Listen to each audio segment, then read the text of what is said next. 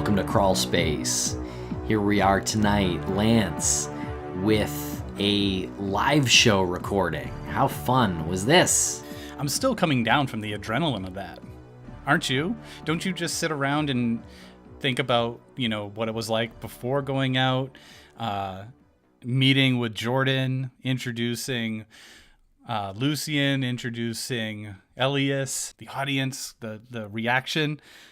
It was that rush of adrenaline right before going out. It was amazing. The whole night was really incredible. Getting there in the afternoon, doing the tech run, meeting Jordan, his wife, and his kid was a lot of fun. And we went through the show and got to a place where we felt pretty good about it before we left and sort of got freshened up and came back and had dinner. And we went on. It was so fun, Lance. We have to do this more. It was incredible. Just want to... Quick thanks to the theater, the Rockwell. What an amazing location. You and I had performed there a couple of times many, many years ago. And it was literally what it was. It was a basement theater. And they have totally renovated it. That new ownership came in, totally renovated it. It seems like it's like this speakeasy type location. There's a bar in the lobby that never used to be there. The lighting's amazing. The theater itself is a 3-sided theater. It's amazing. It's perfect for the live podcasting. Yeah, it really is perfect for that. And it's a lot of fun to engage with an audience in a space like that. It's 3 sections of 3 rows. So it's really, like 80 people, and it feels like it's full. But you can see everyone's face. You can really get to interact with everyone. So I think we're going to do a lot more shows there. Yeah. So shout out to Rockwell, Laura over there, the managing director, Dan, who was our AV guy, who wasn't quite sure what was about to happen. I think he was more trained for specific cues, and we were more trained for, hey, just kind of go with the flow. About halfway through the show, we got into a rhythm, and it worked out really nice. And we also had some other podcasters show up, which was super awesome. And if this happens in any of their cities, we're there. Twisted Philly, Pleasing Terrors. It was super cool to see those people. Yeah, Dina and Mike made it out there from Philly and from South Carolina. So that was really cool to see them. And, your coworker who helped with tickets, Stacy. So we just want to give her a thank you, too. Oh, yeah, Stacy and her roommate, they took the tickets. My other coworker, Davis Lehman, who is a ridiculous CAD artist, and he's never done any advertisement before, and I asked him to do this, and he did this kind of 3D type ad for it. Really dug deep into it and enjoyed it. So he was there with his girlfriend and got hooked. His girlfriend's a big Manson fan, big Charlie Manson fan. So I'm thinking next show there is going to be around Halloween. We got to book it. Let's do it. Oh, I can't wait. I'm going to break this this hot scoop. You haven't heard this yet. I was just emailing with the director of the Rockwell, and she said Monday the 30th of October is open, and she specifically said, I think it'd be really cool to do a Monday show, a Monday Halloween show. Well, let's talk about it. I don't know. Would you go, I guess is the question out there to the audience. What time would this show be? Monday is a lot easier to have a flexible time frame, so it could probably be anywhere from 7:30 to 9:30, 10. Very interesting. Okay, yeah, so email us or tweet us. Let us know if you would go. I know we had a pretty good crowd for the show on August 18th with Lucien and Elias. I'm just curious, wondering how we can do on a Monday. So let us know. We'll put it out there, and we'll see if there's a good response. Then we'll start moving forward. We got some guests in mind for that, that time frame. But I think regardless, whether it's a Monday show or a Friday show or 8 o'clock or 10 o'clock, right around Halloween, it's going to be a good time. And for this episode, this version of our live show, this is the first one we ever did. We have Jordan, of course, from the Nighttime Podcast, who came down from Nova Scotia, from Halifax, to join us on this live show. He arranged his family vacation to make this live show with us to talk to Lucien. How do you feel about that? I mean, this is crazy. We get to meet Jordan, who we've known for a while, and we love the guy. He's great. And then we get to meet him, his family, and then we get to meet Lucien and Elias all in person. All that day, too. So there wasn't any time where we, got together a couple days beforehand. We'd been texting and emailing, but it was all that adrenaline and all that, good to see you type thing all happened live on stage. Lucien comes out and you get to hug the co-founder of the Satanic Temple, and that was something that I can, I guess, check off the bucket list that I didn't know I had on my bucket list. But and then Elias comes out, and the audience was a really smooth transition to what she had talked about with the missing men and vanishing men of Boston. The audience seemed really, really captivated by that as much as they were with the Satanic Temple and their principles. Yeah, absolutely. And so we're not going to play much of Elias here. She was on episode 1 of our coverage of the Vanishing Men of Boston, and we're going to do its own separate episode in the next few weeks where it's the topic from this night, from the live show. We talk about the Vanishing Men, and we'll read some emails and comments from our coverage so far from those cases as well. But that'll be coming up. So this one is specifically focused on Lucien Greaves and the Satanic Temple of Salem. Were you nervous around him? Were you nervous to talk to him? A little bit, yeah, at first, sure. Was it intimidation, or was it you were nervous because of the subject matter and the content?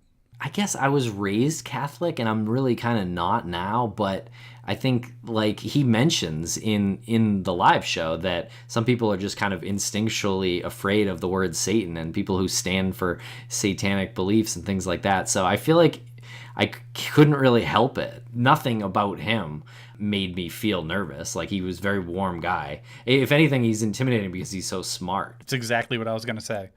That you think that you are going to be nervous, or one thinks that they're going to be nervous interviewing somebody like him in front of a live audience because of what he stands for and the subject matter.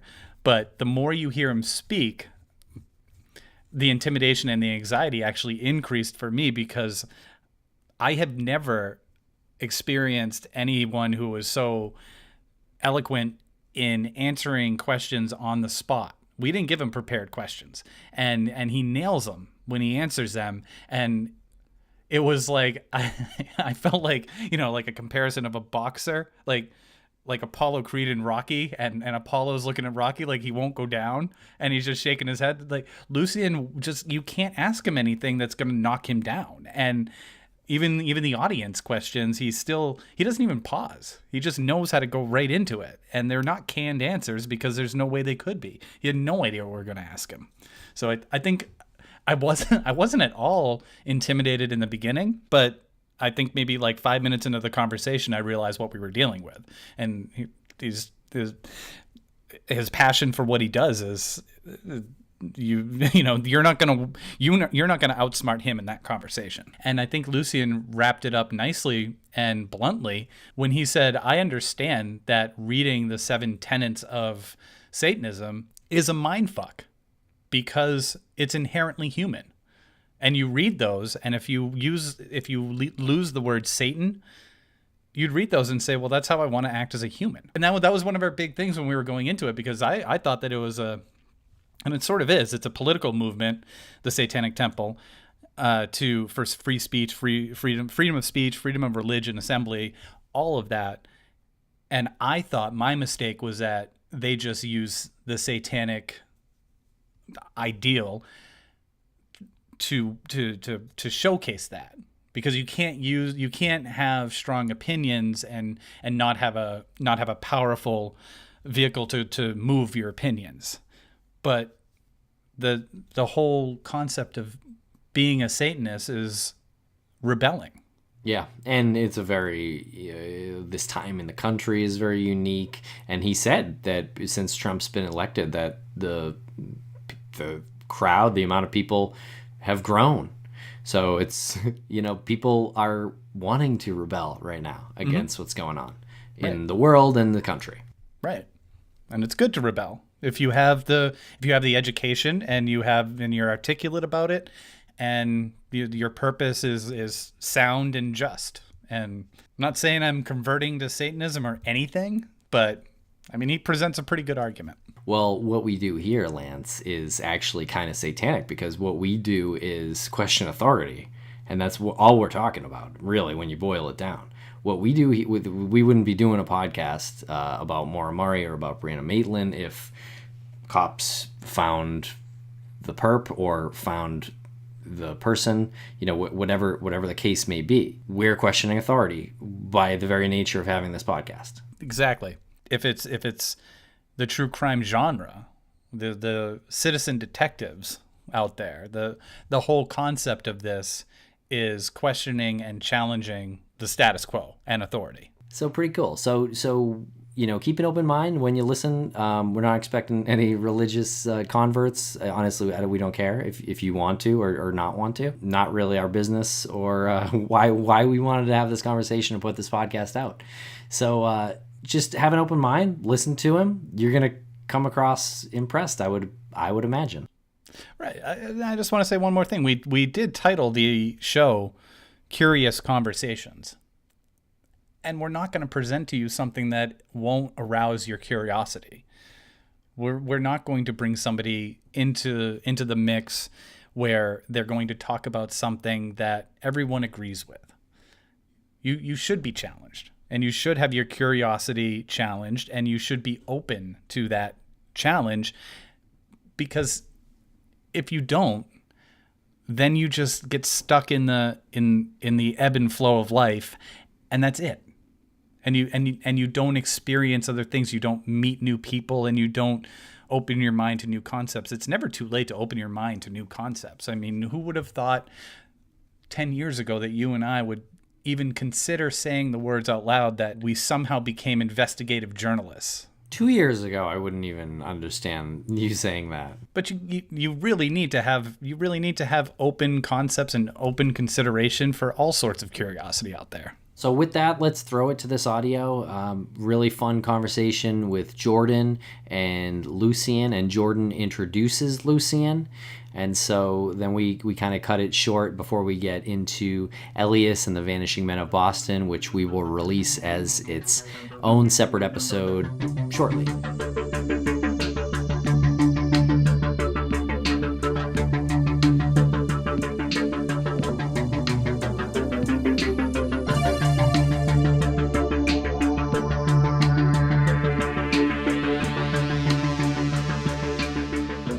We made no secret about the fact that our first guest was met with a mixed reaction when we announced him joining us.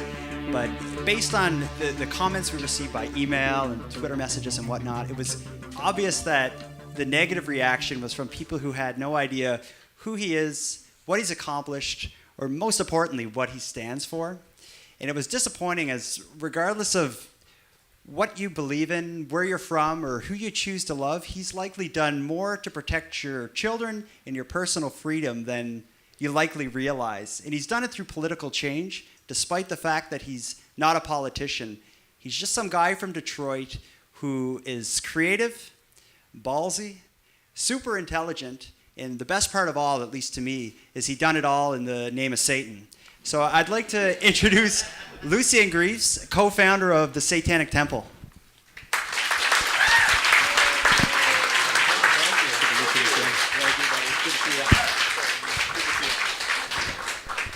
I'm a little jealous that Jordan got a hug from the co-founder of the Satanic Temple. It's Bring it in. Yeah, and as I said, we got a mixed reaction. Thank you. We had of all the of everything I've ever done as publicly, I think the most negativity I've received was when we first announced him. Although there was a lot of supporters, there was also a lot of, why would you subject your listeners to a satanic cult? Are you trying to recruit people for Satanism? We had people cancel their tickets. Although it is all true, I think there's much more to Lucien than they realize. So just to basically to open it up completely, the first thing I'd like to ask Lucien is if you could just explain the difference between what you do and what the Satanic Temple does versus what the satanic cult that keeps Tim awake at night does. So if you could just explain, the difference of what you're doing versus what people are afraid of. Because I'm terrified right now, sitting next to you. Right. Well, the mythology is that satanic cults engage in ritualistic abuse, and that they have mobile crematoriums that they dispose of the bodies in, and all these other things you heard on daytime talk shows. in the 80s and during the 90s. That is a very big topic, and all the reasons that people believe those kinds of things can't be touched on here. But some of that still goes on today. In what experts really found, law enforcement looked into these kinds of claims. They never turned out to be true. This was a large-scale moral panic, and it's a way for people to avoid their real problems, and we see that today with like Charlottesville. We see different pastors claiming that, and they've said this explicitly. There was a week ago there was a piece in the Washington Post, which I'm posting a rebuttal on in the Washington Post in the next week, written by a Baptist minister saying that white supremacy is Satanism. In fact, it has very explicit Protestant roots. The KKK is explicitly a Protestant religious sect. And Satanism often has just been a pejorative term as a way to other people and in that way justify doing horrible things against them, outcasts in the community, minority groups, whoever else.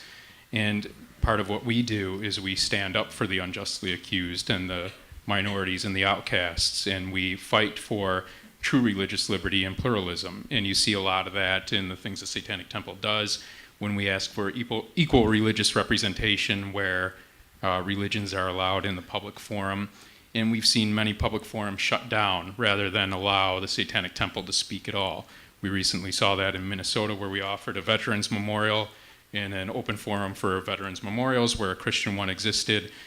We offered one ourselves, a very kind of sober and respectful monument, and yet it was altogether too much for the community. So it's really kind of a strain on free speech, but not one that's simply meant to harass the community, but make them think about what these issues really mean and what American principles really are of democracy and pluralism. And I think it's a lesson that is well needed today. Okay, well, let me just get this out of the way real quick here, Lance. So you have never sacrificed goats, babies, nothing like that? I didn't say any of that. But what I do on my private time is my own business, and this certainly has nothing to do with the doctrine of the Satanic Temple. Now, you mentioned the memorial, the Veterans Memorial. The Veterans Memorial is now on display at our headquarters in Salem. We do have a headquarters in Salem, and it's there now because they couldn't tolerate it being on the actual property in Belle Plaine. But it's a cube. It has inverted pentagrams on it and a soldier's helmet on the top. There were size restrictions on monuments, so it needed to be fairly small. It's a very sturdy steel construction because we had to figure that there was a high potential for vandalism. But we were approved. The Belle Plaine originally approved, and they said they fully understood the ramifications of opening up the property. What people don't I need to step back further. There was originally a Christian group put a Christian cross as a veterans memorial in the park in Belle Plaine, Veterans Park. They didn't ask for approval. They didn't ask for approval from the city. They just fucking plopped it there and decided that they were marking their territory, as so many evangelicals do, declaring this a Christian nation. And then the Freedom from Religion Foundation reached out at the behest of a local who was complaining. A local in Belle Plaine was offended by this, said it was a violation of church and state to allow this to stay on the public property. So the city took it down. After they took it down, the Christians complained loudly, and a lawyer from Alliance Defending Freedom came, an evangelical litigation group came, and said that they had a rock-solid proposal to open up the Veterans Memorial Park as a free speech zone.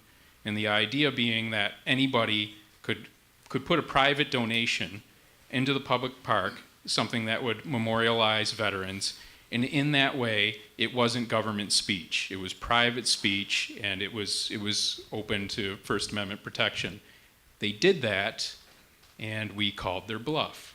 They felt that they would be the only ones there, that nobody would have the audacity to put something, a religious monument that wasn't Christian there, and we put in our proposal, and the proposal met all the standards. The Catholic Archdiocese over in Minnesota decided that, this is classic, they decided that if the Satanic Memorial was to be there, this could lead to the molestation of local children. And we didn't know at Obviously. first. We didn't know at first if this was a threat. Like if they were saying that if you put this monument up, if you allow this to happen, we will molest your children. But they had this idea that it's a very obvious case of projection. You know, they're denying their own sinister proclivities to claim that this is what Satanists do. So this irks you, obviously. Forwarding, putting up a monument in the name of Christianity, obviously rubs you the wrong way.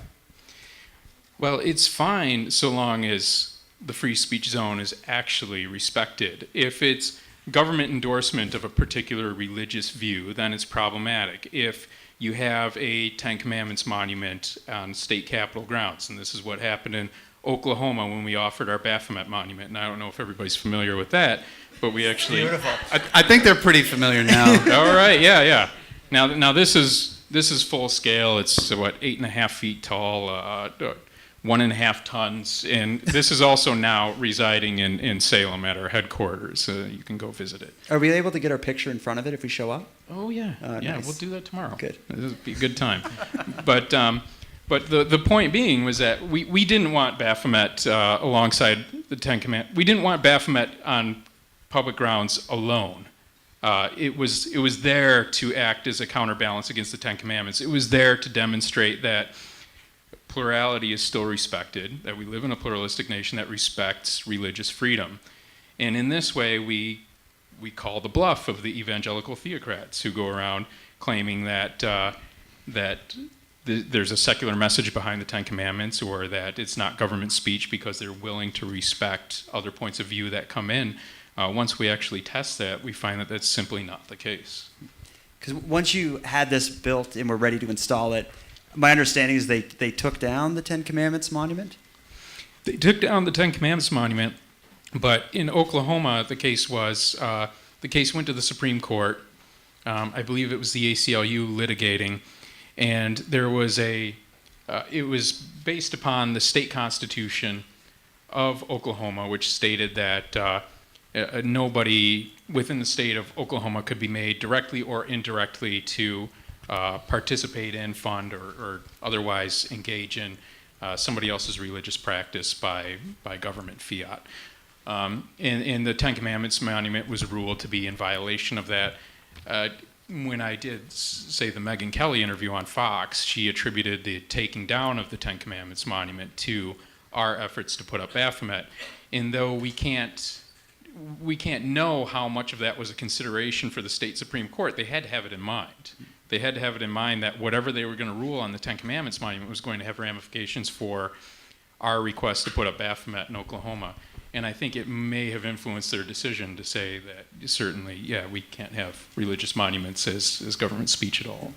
One story I'd love you to tell is, so as you're fighting with the governments and these religious groups and whatnot, and I don't know if fighting is the right word, defending, it's probably more appropriate, but I understand you did get yourself in trouble at some point, and I was reading about the pink mass. Could you just tell the story of what you did and what it was in reaction to, and what ended up coming of that?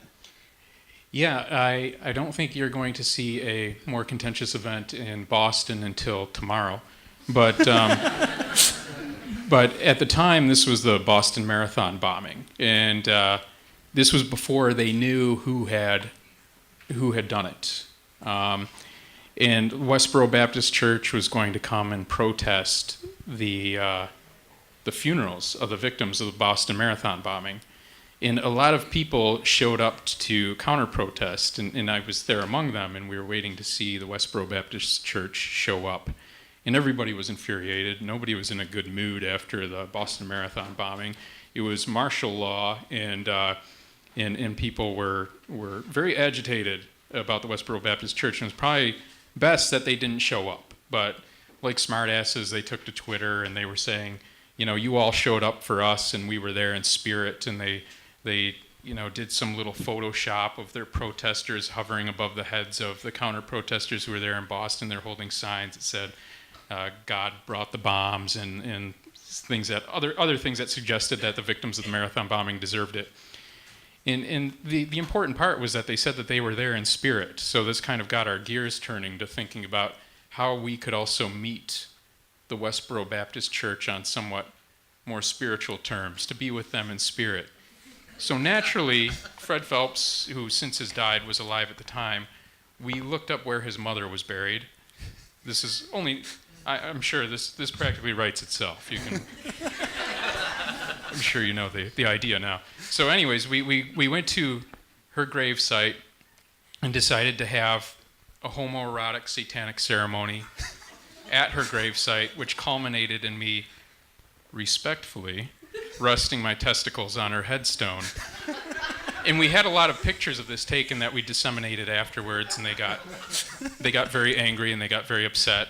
And we declared that we had turned his mother into a lesbian in the afterlife. And let's just pull up that visual of the testicle. I'm just kidding. We don't have it. There are visuals online. But we wanted to also be clear that we still don't advocate for views of supernaturalism. We don't believe in the supernatural. We're a non-theistic religion. But we were taking the position that we believed that they were obligated to believe, due to their beliefs, that we had turned her into a lesbian in the afterlife. That was something of a commentary on the argument they had taken all the way to the Supreme Court that belief is inviolable.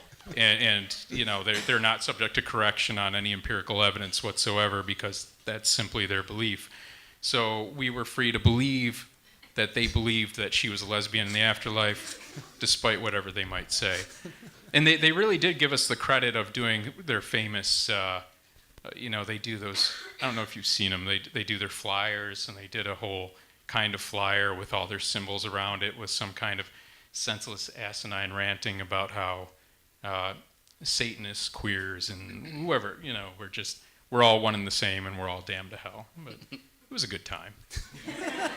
So the testicles, what part of in the pink mass does that what does that mean as far as the pink mass? That means fuck you, Fred Phelps, and fuck you, Westboro Baptist Church. I mean, if we're going to be honest about it, that's really what the message was there. That really wasn't part of the scripted event at all. I kind of went rogue on that. Moment of inspiration. Got caught up in the moment, and that was actually, there was kind of debate about that within my own people of whether that was a wise thing to do or not, but I certainly don't regret it. But you were asking about trouble, right? Afterwards, the police in Meridian, Mississippi were trying to get a judge to sign off on various offenses that they thought I could be charged with. And eventually they settled upon desecration of a grave. And the sheriff over there, I don't think he counted on kind of pushback in defense of Satanists who were protesting Westboro Baptist Church, but that's what he got.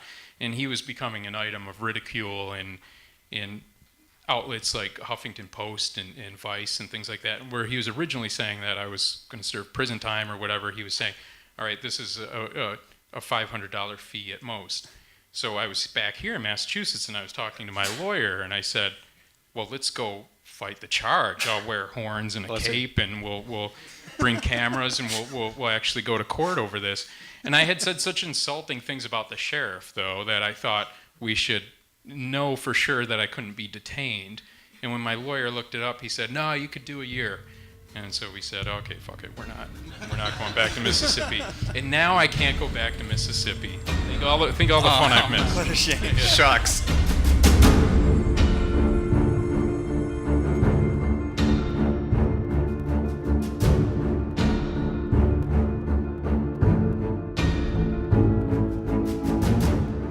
Lance, I know you work your butt off and you are mentally fatigued a lot and distracted and you blank a lot too. I'm sorry, what? I was saying that you blank a lot. Like you don't hear what I'm saying when I'm saying something. Yes, that's just what happened right now. I wish there was some way that I could fix this because it's really starting to become an issue. It's funny that you mention that because have you heard of focus factor? Yes, I keep forgetting about focus factor. How can I improve my memory so I can remember focus factor? Take focus factor and then you'll remember to take focus factor. This is good. Tell me a little bit more about Focus Factor. It is the only double-blind, placebo-controlled, clinically proven brain health supplement on the market. It's perfect for work, school, and home. And now you hope it's designed to improve memory, concentration, and focus? That would be exactly what we need it for what we do. Right, and what we do also requires a powerful combination of neuronutrients, vitamins, and minerals that can replace our daily multivitamin. Does Focus Factor have this as well? Yes, actually. It's pretty remarkable. It contains a powerful combination of neuronutrients, like you said it, vitamins and minerals that can even replace your daily multivitamin. You just took a Focus Factor and all of a sudden you're pronouncing vitamin as vitamin, which only really smart, sharp people do that. Eventually I will start pronouncing vitamin. Instead of innovative, I'll say innovative. Oh my, that's a good one too. Yeah. We actually took Focus Factor right before our live show, both of us. This is 100% true. At the dinner table, right before about 2 hours or an hour and a half before we went on stage. So it's really cool that we get to do this sponsor for this episode. All jokes aside, we did take it before the live show because we wanted to be sharp, aware. We wanted to make sure that our responses to our guests and our questions to our guests and our responses to the audience didn't lag. And it worked. I remember being backstage, listening to the music right before we came out, and I remember feeling I was ready. I was ready to go. Yeah, I felt as sharp as I've ever been during the live show. So maybe it's all because of Focus Factor. For you, listeners of the Crawlspace podcast, Focus Factor is offering a special discount code. Just visit focusfactor.com and use the discount code CRAWL to receive 10% off your order today. Just visit focusfactor.com, use the discount code CRAWL, and that's 10% off your order. Get sharp right now.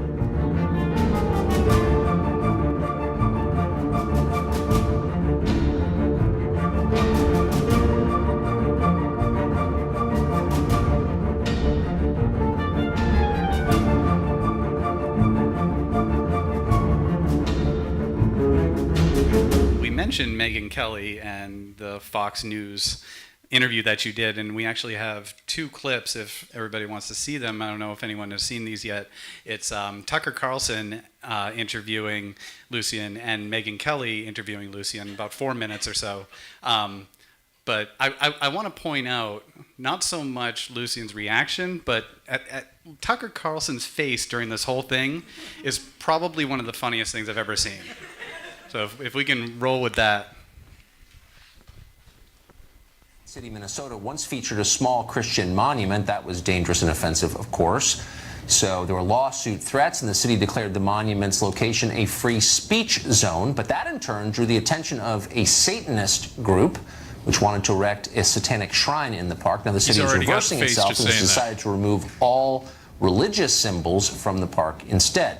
Lucien Greaves is the co-founder of the Satanic Temple, and he joins us tonight. Lucien, thanks for joining us. I don't know much about Satanism. What are the 5 pillars of Satanism? What is it? We have 7 tenets, actually, and actually they're irrelevant to our claim to be allowed in the free speech zone. Well, they're relevant to your claim to be slow down. They're relevant to your claim to be a religion, and so I just give us a sense of what it is. Actually, us being a religion has no bearing on us having I'm claim aware to the of free that, speech zone either. but you do claim to be a religion. I just want to know what it is. Is it the worship of Satan? No, we're actually non-theistic, and modern Satanism has been recognized as non-theistic for some time now. There are actually scholars of modern Satanism. There's books about new religion that cover Satanism. But as I said, it really has no bearing on our claim to access to the free speech. I mean, I guess the point of calling this Satanism is to horrify, like, normal people in the middle of the country. That is exactly the point. That's not true. No, that is not exactly. So what is the point? Just sum it up for me. That point. I'll give you 30 seconds. What's the point of Satanism?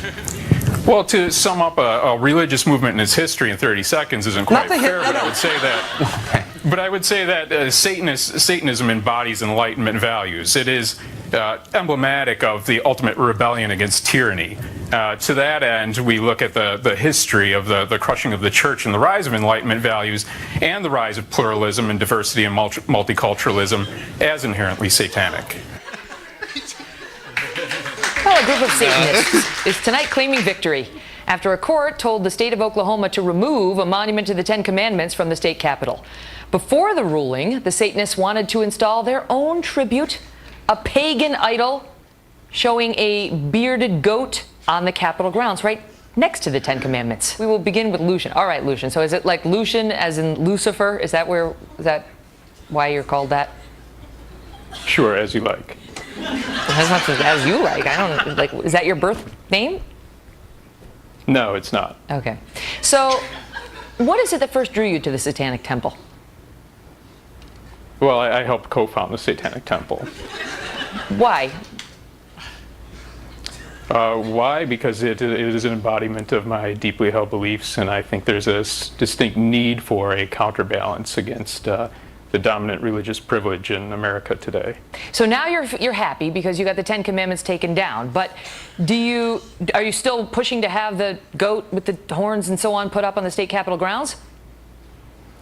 No, we don't want our monument there without the Ten Commandments there. The point all along was that it would complement and contrast the Ten Commandments and reaffirm that we live in a pluralistic nation that respects diversity and religious liberty. You have no problem with the Ten Commandments standing there next to your devil figure, right?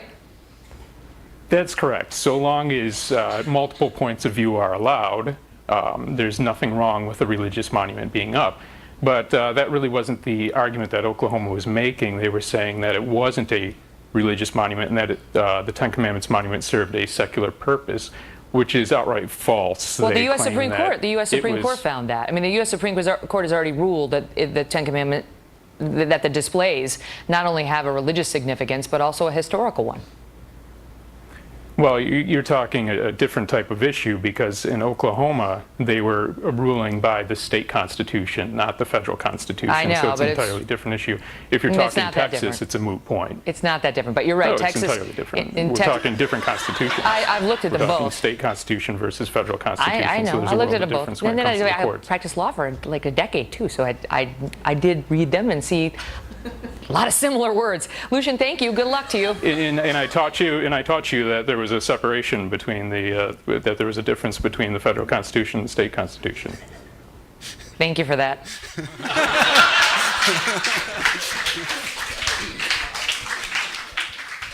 I think when you watch that, it's all like the face on Tucker Carlson is not the face of an open mind. It was the face of constipation. That's what I saw. But I like when a lot of the things you do, it's a bit tongue-in-cheek, but it's also really creative and smart. I love when it backfires in their face. There was one thing I had read about the pentagram ceremony. Oh, in Los Angeles? Yeah, and I understand that they took a step to counter-protest you that backfired. That I don't know. I wasn't even there. Okay. I mean, they had there was a lot of counter protests there and a lot of ignorance, and with that comes a lot of death threats. I don't know that backfires as badly as it should. I think I think we get a real deplorable response sometimes from people who don't suffer the proper social repercussions. But I think that'll change as time goes on and people realize what an uphill battle we have and how unjust some of the response is. So death threats, a lot of death threats. They're frequent. I don't look at the emails. I don't get the calls. You can talk to Ash over there about calls that come into our headquarters. Yeah, but I hear it from people who head up our chapters all the time about different emails they've gotten or different credible threats that they feel that they've received, and I mean it comes with the territory, but it's also not very nice. Okay, so you're from the Midwest, and now you're I don't like to say that. I'm really from here now. Okay, so how long have you been in this area? About 10 years, I think. Okay, and you work in. So I'm fully assimilated. Perfect. So you work in Salem now. What brought you to Salem? It was a lot cheaper than Cambridge or anywhere in Boston. And Salem has certainly its history regarding the witch hunts that makes it a real apt location to have a headquarters anyway. And while we were trying to do an event in Boston, a Black Mass event, which we were very clear wasn't really a Black Mass, but a reenactment of a Black Mass. What's the difference? I'm not sure. Being that we don't subscribe to supernaturalism anyways, what's the difference between playing a film like Haxan or actually having live actors? I don't know, but we were using it more as like an academic exploration for the idea of a Black Mass. And we were very clear about this when we were putting out the idea. There was massive protests from Catholics anyways. So we felt that when we opened our headquarters in Salem, at least I felt that we needed to be prepared for the worst, people with torches and pitchforks and all that. But it really didn't happen at all. I guess, despite how close Salem is to Boston, the highest religious population there is Unitarian, and they don't give a shit about that kind of thing. and nobody's really given us a hassle locally yet at all. So that's the one time where my expectations were not met. Now, you do a lot of work in schools and for children, and we have the After School Satan program. If you go on the website for the Satanic Temple, it's really surprising how much you do in schools and for children. And there's the billboard as well for corporal punishment that says, and I think we might have that image as well. Is this an actual billboard for corporal punishment? Yeah, we have a billboard up in Texas that promotes our Protect Children project, and what that is it offers an exemption for children in schools that have corporal punishment against the kids. And one of our tenets is that the body is inviolable, subject to one's own will alone. There's 19 states that still allow administrators to beat children in the schools. And in the community where we put the billboard, there was a case within the past 5 years where a vice principal beat some teenage girls black and blue on their asses, and he wasn't fired at all. And in fact, they had a policy where it was supposed to be a same-sex beating administered, and a male administrator wasn't supposed to beat a female student to begin with. Instead of taking punitive action against the vice principal, they retroactively changed the rules and said, okay, a male administrator can beat a girl in the school. So now we're just talking about the minutia of, well, we can beat kids, right? But maybe the male administration can't beat the female students. Right. And I actually spent a year in Florida, my 8th grade year, and for anyone who doesn't know, people all know what corporal punishment is, right? Like if you get in trouble at school, you have, at least when I was in Florida, you had the option to do detention for like 2 weeks, or you could take a paddling. You could take they would bend you over a desk and they would paddle you based on how bad your whatever offense was. Wow. So that still happens. And the empirical research shows that this is not a good corrective measure. That if anything helps promote behavioral dysfunction, it's corporal punishment. This does nothing to help the child in any way. It's not a helpful tool. It's not a helpful measure. And I think what you're really coming down to is some of the fundamental culture wars of religion right here. When we get down to the very basics and we really hammer on these points with people, more often than not, maybe 100% of the time now, we're met with this spare the rod, spoil the child bullshit that comes down to biblical foundations, and that's used to justify it. And I feel like that being the case, this is very much in the purview of the religious war, and to claim exemption and privilege away from that type of thing, to claim religious privilege to keep our children from being beaten in the schools.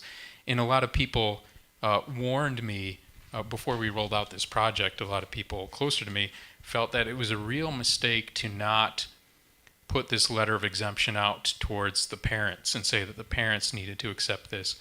And I wouldn't accept that, because I think if the parents think that they should be beaten by administrators, fuck them too. It's up to the kids. The kids know they don't want to be beaten. The kids know that their body is inviolable. At what age is it inappropriate to hit somebody as a corrective? I mean, that's the big question. If somebody's arguing the benefits of corporal punishment with me, what if I were to punch them in the fucking face and say, all right, well, I'm just trying to teach you a lesson? Right, but there are people out there, and is that how you respond to the people out there who say, "Listen, we're in this horrible world of political correctness now, and you're going to call the cops on me if I discipline my child," and they'll defend that corporal punishment as discipline, and they're not going to learn a lesson in any other way. Have you ever had anybody approach you with that? No, I don't actually get very cogent arguments in favor of corporal punishment, and I anticipated them, but for the most part, we really do get people, and this is a lesson to us all. They are really citing Christian privilege to beat their kids, more so than I ever thought as being a leader of a satanic organization going against this issue. Even doing that in the outset and putting together this campaign, I didn't think we realized how religiously embedded this idea of corporal punishment as a corrective against children actually is. And I really do feel that if people were to abandon their archaic ideas of superstition, they would be more amenable to the recent cognitive research that shows just how harmful corporal punishment really is. Awesome. Because anytime I've looked into something like that and your principles towards that, it's always, I think what is exactly what you said. I expected a lot of the reaction to be, it's discipline, and that's how they're going to learn. But I'm also surprised to hear that it's more embedded in this archaic religious muck. There's only two arguments we get: that it's Christian to do that, and that it worked for whoever you're arguing against. They'll say, "Well, whoever used to beat my ass occasionally, and I needed that, and I turned out just fine." My argument against that is you did not turn out fine. You think it's okay to beat children. You're clearly not okay. So your group is so large, and you have so many supporters. What type of people are you seeing supporting you? I understand a lot of immigrants to the country can relate to what you're protecting, as well as same-sex couples. What type of people are you hearing from supporting you? A lot of gay, a lot of transgender, a lot of sex workers, and a lot of the disaffected overall. I think our demographics have changed through time. When we first came in to the scene, I think people were used to this kind of old black metal school of Satanism. So it was white males, mostly, around, from their teen years to about 30 years old. And then as it became clear where we stood on certain issues, we really had a shift towards a lot of females coming into the Satanic Temple. There was a time when well over 50% of new membership was female around college age.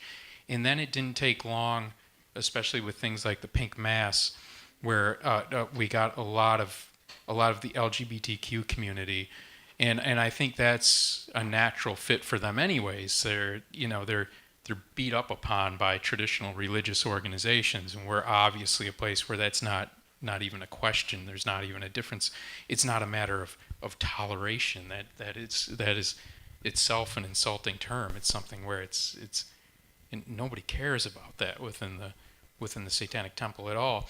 But I think now we're really reaching a spot with the Satanic Temple where we're seeing a lot of people from different minority groups, a lot of people of color and that type of thing, who have a better grasp of the history of the church to not feel an affinity for it in the least. And this has really been a haven for them. And I think in that way, especially with Trump being elected, we're finding a real boom in a diverse population coming to the Satanic Temple and finding kind of a cultural identity in a home. So these are the 7 tenets up here.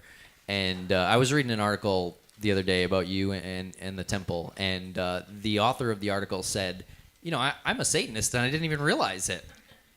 So is that kind of what you find, that people who aren't necessarily religious are actually Satanists and don't call themselves that? Yeah, we also get those a lot of people who see that these are very straightforward, very rational kind of humanistic values, and for that reason they don't understand why it would be Satanism. But if you understand kind of the history of modern Satanism and the Romantic literary movement and how it was building kind of a new mythological cultural backdrop for Enlightenment values, that was very satanic. That was, you're coming from Western civilization being dominated by the Catholic Church to being a civilization that had to embrace pluralism and diversity. And that was very much against the kind of theocratic values, the feudalistic values put forward by the church. And so to that end, Enlightenment values in and of themselves kind of define satanic values. And you have to be able to not only discard superstition and say you are, it's one thing to say you're a non-believer, but it's another thing to actually embrace blasphemy. And you'll be surprised at how many atheists still seem to be beholden to a kind of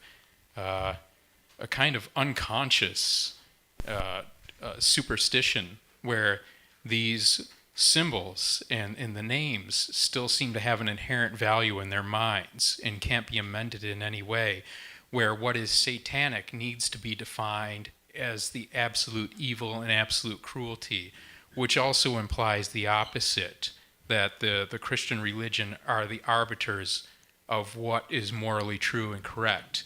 And I think that's what needs to be contested, and that's what needs to be challenged. And you can't do that if you can't accept the notion that different symbols can mean different things to different people in different times and different places. There's a certain semantic logic behind this, and I admit it's a major mind fuck to a lot of people, but it's a very necessary one, and I think the confusion we cause is all for the better. Lucien, gray faction, what is that? Yeah, I referenced the pushback we have against the Satanic Panic from the 80s and 90s, which it actually the Satanic Panic never actually ended. There's still this prevalent notion of satanic cults committing crimes, and you'll see bullshit stories from the Daily Mirror and the Sun from the UK at about a weekly basis about satanic cults pulling some kind of ritual sacrifice or murder or whatever else, or these suspicions that satanic cults are guilty of all types of crimes that are taking place. And what's really troubling is that this conspiracist notion is kind of helped along, is kind of validated by this insane counterculture within licensed mental health practitioners that still primarily focus on the idea of multiple personality disorder and the idea that certain traumas are so traumatic that they can't be assimilated into the mind and are relegated to separate compartments of the mind that then branch off into separate personalities in somebody, and in that they need to do things like regressive hypnosis to draw forth these personalities, to allow them to assimilate into the core personality and recall the memories that brought them into existence to begin with. And what has been found time and time again by responsible research psychologists is that when people undergo this type of therapy, they tend to confabulate memories that are not at all true, but often remarkably match the assumptions of the therapist who is doing the regression to begin with. And they come up with all kinds of bizarre narratives, including the idea that they were abused by Satanists, the idea that they were abducted by aliens, the idea that they've recalled memories of past lives. And all of this, as I said, usually matches a therapist's assumptions. And this is a very discredited idea within cognitive science and research psychology. Nonetheless, organizations like the APA, the American Psychiatric Association, have failed to confront it within their licensing boards and have allowed these kinds of delusional conspiracist therapists to run amok and really instill people with crippling delusions, paranoid delusions that will affect the rest of their lives. And and weigh upon them traumas that never existed. And we fight back against people who are licensed to do these types of things, people who take people who are mentally vulnerable and hurt them with this type of therapy. And we're fighting to try to get the APA to revise their standards. We're fighting against licensing boards to try to get them to revoke the licenses of people who engage in this practice. And we investigated a case not too long ago, our own original research, where we found there was a case of a woman, Gigi Jordan in New York, a multimillionaire mother who murdered her own 8-year-old autistic child. And she murdered him on the assumption that she was saving him from a life of torture by satanic cults.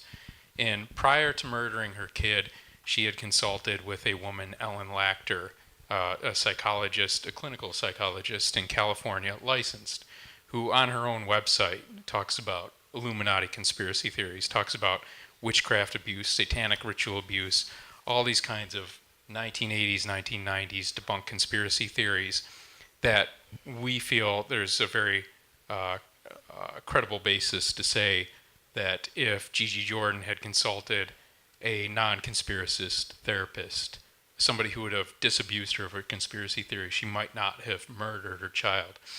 We put a petition against Ellen Lachter to have her investigated by her licensing board about a year ago, and about 9 months after we put in the petition, California sent us an unsigned letter that simply said that they looked into our claims and found no merit to them, and life carries on, and Ellen Lachter is still licensed. I feel somebody like Ellen Lachter should have her license revoked simply by merit of the public statements she makes about conspiracy theories that are easily disproven by anybody who has any general grasp of reality. Anyways, that's what Grey Faction is, and that's what Grey Faction does, and it's one of the most important things that the Satanic Temple does, and it gets so little media attention because it's such a large topic, and it's not given to sound bites that simply, a lot of the media likes to cover us when it can be summarized in a headline, and we do get a lot of that. Grey Faction is so much more complex, and it really deserves a lot of attention. So if you have the time and you have the inclination, look at greyfaction.org. That's very important to us. And if you think you can be any help to it, there's contact information on that site. Great. Excellent. Thank you very much for asking about that. Yeah, of course. I just want to ask about, sort of bring up the Charlottesville event that happened last week and how awful it was, and how everyone now is the topic is sort of about Confederate statues, and should they be removed, and should they change the name of Faneuil Hall because Faneuil has a racist past. Same thing with Yawkey Way, and they're talking about changing the name of Yawkey Way. How do you feel about that, Lucien? Does it relate in any way to your work? Well, there's the question of government speech versus First Amendment protected access to a free speech zone by people who privately donate monuments or whatever else. And I think there's a real legitimate question as to whether your government should be endorsing a Confederate monument. That I think is a legitimate question. I would hate to see this carry over into the private domain. I would hate to see people burning down Confederate museums or whatever else. I can see anybody even of whatever political persuasion having an interest in seeing those types of items and not seeing them destroyed, and in even Nazi memorabilia or whatever else, having preservation for historical purposes. Who the fuck would have thought that we would have been dealing with people self-identifying as Nazis today? That's still something I have a difficult time wrapping my head around. But there still are historical relics related to that time, and I think they should be preserved. But as I said, that question of government speech, and do you want something on public grounds, a Confederate memorial standing there, and then I think it is a legitimate question of, is this what the government is endorsing as an appropriate point of view? And then I think that's a legitimate question of whether it should be taken down or not. If it is antithetical to the liberal democratic values that we hold dear today. But I would like to see this go forward in a nonviolent, legalistic direction. I really have a problem with this idea that we should all run out and punch Nazis. I mean, you have a militant group of people who feel validated by getting punched in the face. You have the type of white trash, shit-headed thugs who will go out to bars looking for a fucking fight. You don't go out and punch them. It gives them a good time, you know? If anything, I really wish everybody who would show up to counter-protest the Nazis and the KKK tomorrow, they should be met with mockery and ridicule. In an ideal setting, you would have the KKK marching, and you would have the counter-protesters dressed like them, but with the false buck teeth and playing banjos and imitating sodomy with their cousins and everything else, and everybody just laughing their asses off at them, because nothing will make them wither away more than that. If you go out and you give them the fight that they knew they were going to get and they thought they were looking for, and the one that makes them feel like they're really achieving something, then it's a degenerative spiral. It's a degenerative spiral of violence and dysfunction, and I fear we're kind of already irreparably on that course right now, but I hope not. No, I think we've been on that course since the Civil War. I mean, there's always some cycle that keeps going with that. I think instead of macing them, we should glitter bomb them. I think that would offend them more than being maced.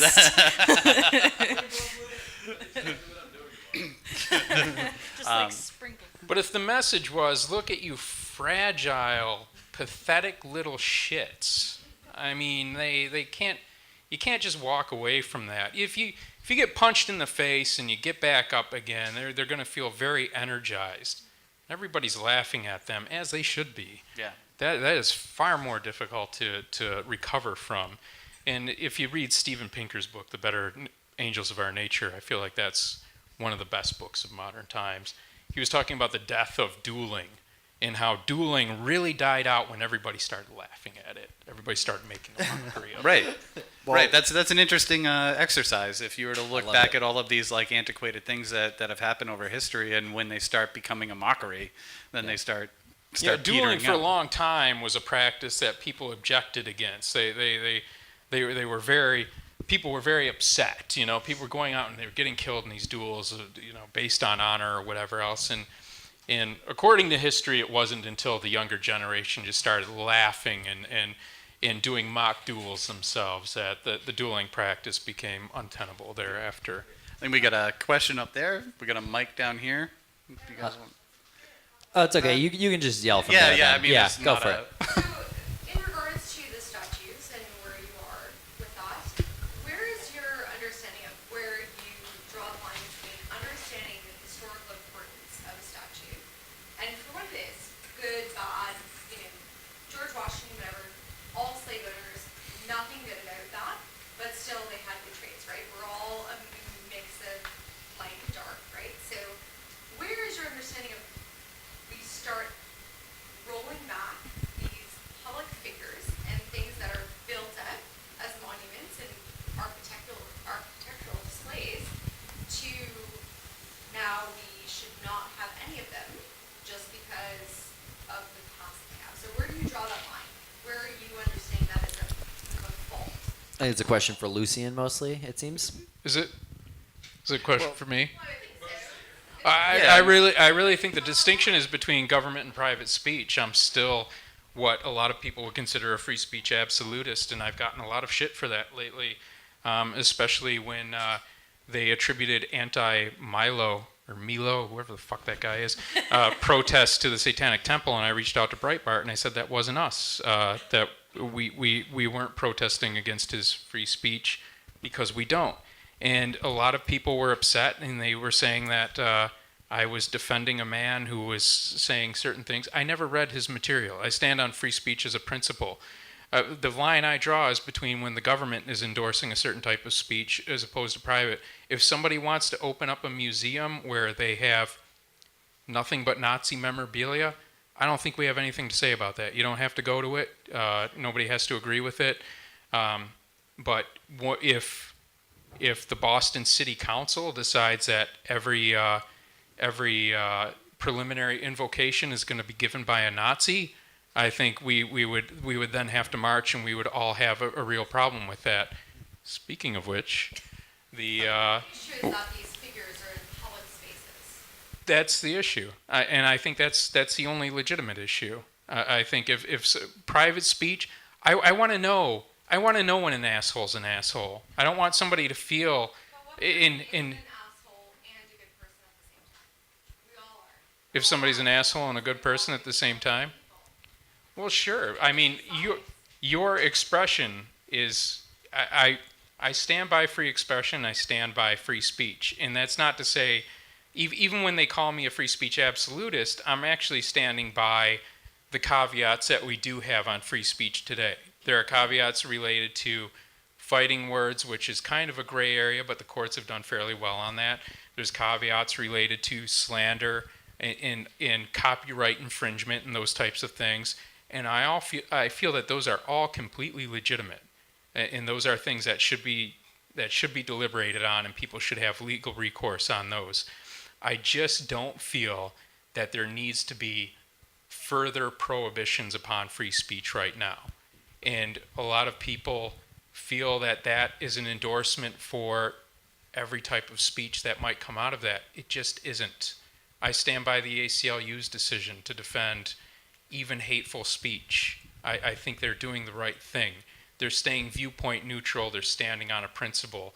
You don't stand on a principle only when it's comfortable. It doesn't mean anything if you don't do it when it also hurts, when it also goes against your values.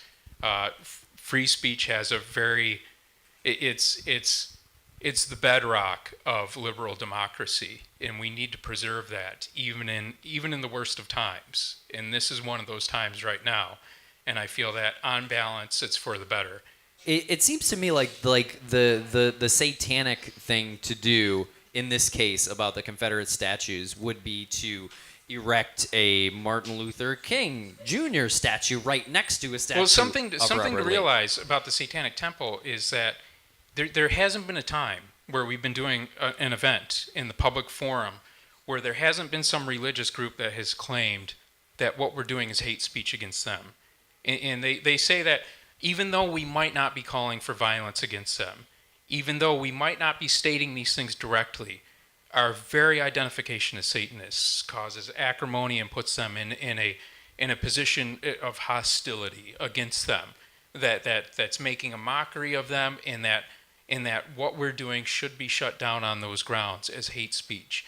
And I see that as a very slippery slope. If you're going to say that I'm offended, I might not be directly threatened or directly slandered, but I'm offended, and therefore this free speech needs to be shut down.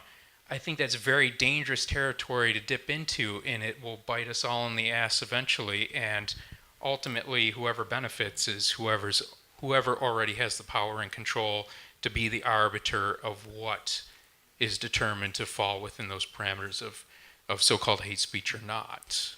One last question I had for you, and that coming from that point, is like so many people would believe in a lot of the things you're saying, but when they first hear the Satanic Temple, they're turned off. Have you ever, like, why would you choose to have the name Satan behind what you're doing, where you could just come up with some generic, less offensive name to the average person and they may support you? But we couldn't, because it also means something to us. It's not something we could sit and deliberate and say, well, we're going to make up a different deity, because we grew up in the Judeo-Christian culture, and to us, Satan is the icon of rebellion against these kinds of norms, this kind of mythic backdrop that says that there's one right way to live your life, and this is what it is. The backdrop that says there's an ultimate power that's offended by your sexuality or whatever else. To us, since we were growing up, what we've embraced has been Satan. And to call it something else would be untrue to ourselves. Well, thank you very much, everybody, for Yeah, joining thank us you. here tonight.